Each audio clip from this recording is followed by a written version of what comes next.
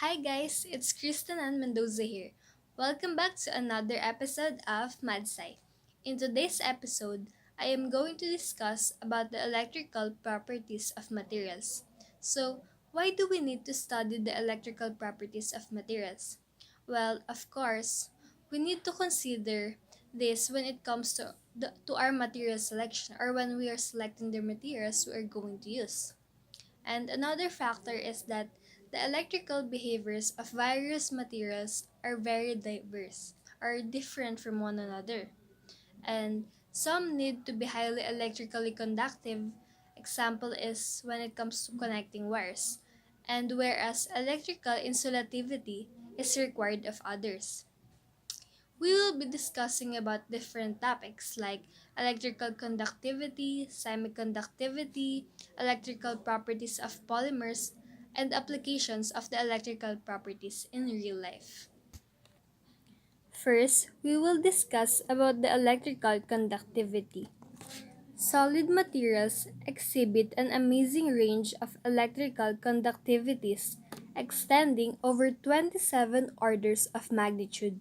Probably no other physical property experiences this variation.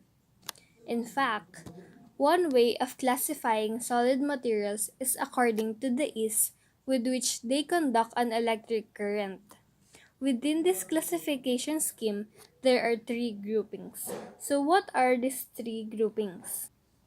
Those three groupings are the conductors, semiconductors, and lastly is the insulators. Metals are good conductors of electricity, while materials with intermediate conductivities are termed semiconductors.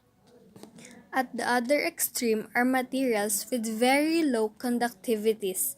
These are electrical insulators.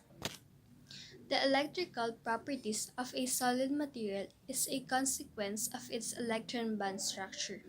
The electron band structure is the arrangement of the outermost electron band and the way in which they are filled with electrons. Next, we will discuss about the semiconductivity. The electrical conductivity of the semiconducting materials is not as high as that of the metals.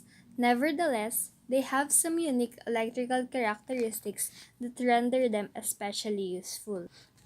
The electrical properties of these materials are extremely sensitive to the presence of even minute concentrations of impurities.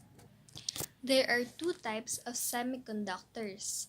The first one is the intrinsic semiconductors, those in which the electrical behavior is based on the electronic structure inherent to the pure material, while those in which the electrical characteristics are dictated by impurity atoms, the semiconductor is said to be extrinsic.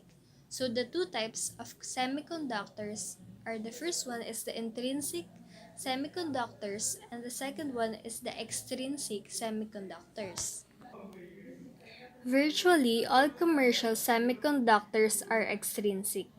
That is, the electrical behavior is determined by impurities, which, when present in even minute concentrations, introduce excess electrons. We should just remember that intrinsic semiconductors are inherent to pure material, while extrinsic semiconductors are dictated by impurities.